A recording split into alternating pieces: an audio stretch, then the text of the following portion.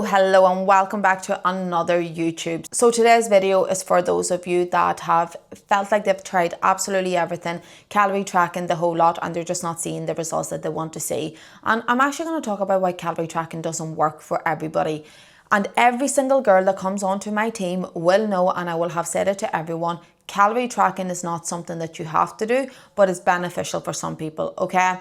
Unless there is a background of having a really unhealthy relationship with food, anything to do where you were restricting yourself in the past, anything with eating disorders that you might have struggled with in the past, calorie tracking is definitely not for you. But for those of you that have never really experienced that side of things, it might also not work. And today we're going to dive into why that is the case. So to rewind back on my point as to why you don't actually have to track calories in order to see fat loss, but I do recommend it for a lot of people, is because it is the easiest way for you to gain knowledge and education around nutrition, okay?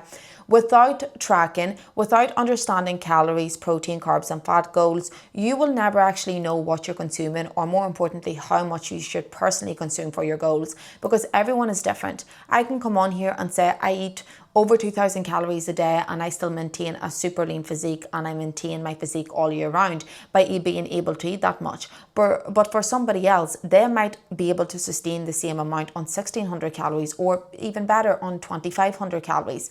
Everybody is so different when it comes to this side of things. So this is why it is so important that if you do choose to track your calories, that those calories are calculated for you, your body and your goals as well, okay? Not everybody's painted by the same brush, okay? Not everybody's painted with the same brush, and that is the most important thing to remember. What's working for your friend is more than likely not going to work for you, okay? And people will see results at different phases, at different calories, at different sort of macro goals. That's why you, your body, your hormones, your activity levels, your career, your job, all of those factors will have a part to play in where you should be sitting at in terms of calories. Now, what do I mean by calorie tracking is actually really effective for you to learn more about nutrition, and why? When you have never tracked your calories in the past, you will have no understanding of what that even means. You don't know what calories are. You don't know what your protein, carbs, fats are. You don't know what foods are made up of these things. So that's why calorie tracking in that instance is actually really good, because every single time you track a food, you will gain a better understanding of, okay, this is high in carbs, this is high in fats, this is high in protein, this is what I need to prioritize, or this is maybe what I need to limit a little bit. That is the only way to learn for yourself when it comes to that side of things. And the one thing I always say is, once that knowledge is with you, once you've learned that once, you will never have to learn that again. That will be there with you for life, okay? And that's so important to remember. So once you understand calories, once you understand your macros, once you know what your meals consist of, that's it, okay? So with somebody that's just starting off with their fat loss journey, is calorie tracking an effective tool for fat loss for you? Yes, if done appropriately. But the biggest mistake I see women doing is they actually just restrict themselves way too low. They allow calorie calculators online or MyFitnessPal to dictate the calories that they should be sitting at, which is not accurate, and they stick to that, and they actually end up ruining their relationship with food rather than doing it the healthy and appropriate way. So when it comes to your calories, when it comes to calculating these, what you actually want to do is find your maintenance before anything else. And your maintenance calories is the level that you should be sitting at in order to stay the same. You're not gaining weight, you're not losing weight, you are just maintaining and cruising through that. That's the first thing you need to distinguish. And this will come from various factors: your height, your weight, your age, your gender. Obviously, all of those will have a big part to play in that, but also your day-to-day activity levels, your training intensity, your muscle mass. All of these will have an impact. And the reason being is because if you're somebody that holds more muscle mass naturally, you will be able to eat more for fat loss, because your body will have the ability to burn off those calories faster. If you're somebody that's in an office-based job compared to somebody that's working in a shop, for example, and has a super active job, your calories will have to be completely different, because you're either spending majority of your day sedentary, where you're not actually burning any calories, or you're not burning any calories through that activity, compared to somebody that's on their feet all day who's constantly moving. Everything is energy, and this is what calories mean. Calories are energy, okay? So calories in versus calories out is essentially the energy you take in versus the energy you burn. So if you're sedentary all of the day, obviously your energy output is not going to be as high compared to somebody that is on their feet. So this is why it really, really does need to be tailored to you specifically when it comes to this side of things. And as I said, this is where most women go wrong, and they start off with tracking with the wrong calories in mind, and they're not actually working towards their targets in a way that they should be.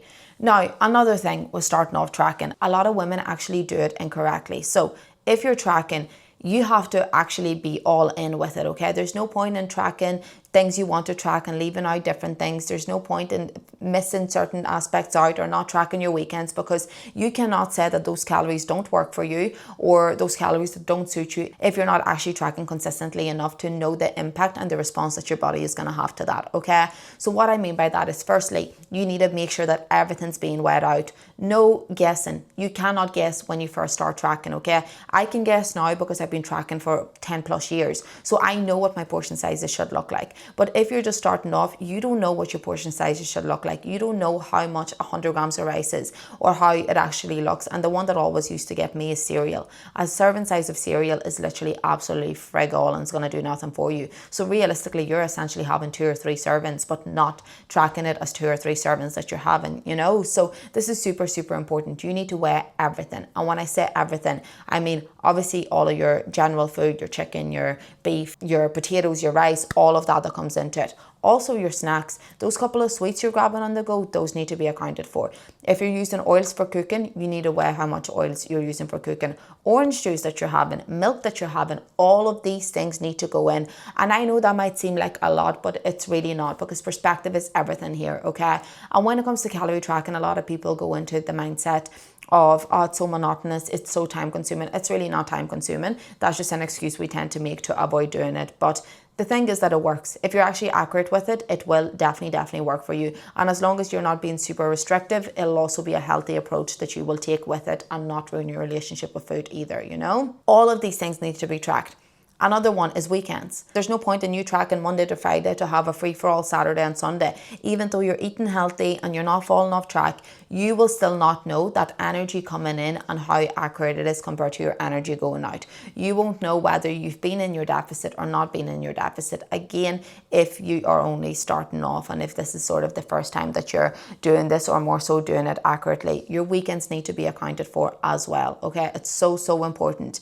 If you're having a meal out, yes, you won't know exactly what's going into those calories, but you can always guesstimate, or you can make sure that you leave some calories for that particular meal to avoid you going over your deficit as well. And another thing, forgetting to track things that don't count or they're not a big deal. Oh, it's just a handful of nuts. Oh, it's just a couple of sweets here and there. And you're right, it is just a couple. Like if you're going by and grabbing one biscuit or whatever, it is not the end of the world. Do you know what I mean? It's not going to make or break your progress. However, if you're doing that multiple times a day, you could be over your deficit by 500-600 calories, but you think you're still within it because you're forgetting to track those things. Or more importantly, you're choosing not to track those things. This is also extremely important. So if you are somebody that's not willing to do this to sort of figure out exactly where you should be sitting at, then calorie tracking is maybe just not for you.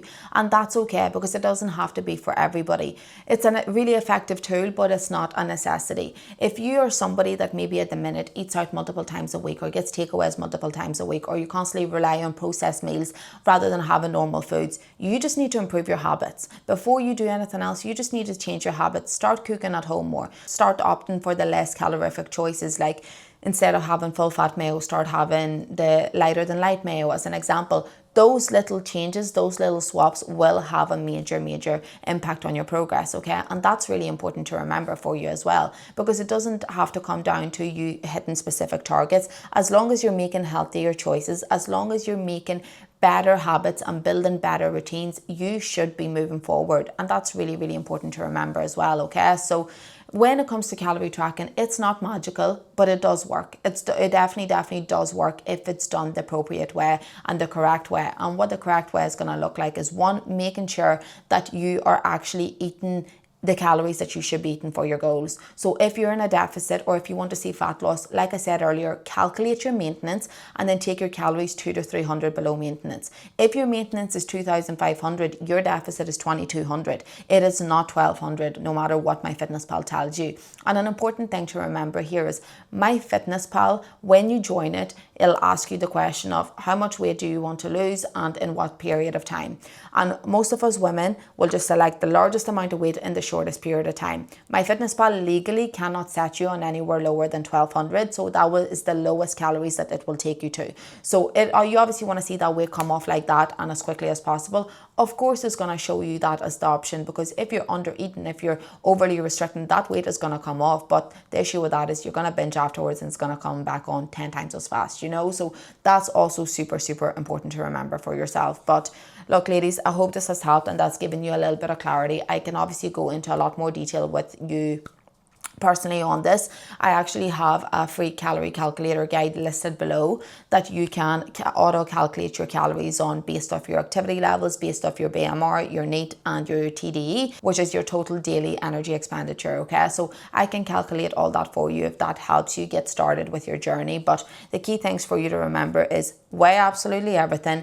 Don't forget about those hidden calories like juices, milks, oils that you use for cooking, anything like that. All of those things need to be accounted for. All those nibbles need to be accounted for. There's no point in you tracking Monday to Friday, forgetting Saturday and Sunday, because you're going to stall your results. So remembering all of those things, and I can guarantee you will see the results that you will want to see. And of course, ladies, if you enjoy this type of content and find it valuable, make sure you drop a comment below. If you have any questions, drop a comment below as well, or obviously DM me on Instagram. That's totally fine too. But subscribe to my channel because there's plenty more to come over the coming months. And yeah, I'll catch up with you all soon.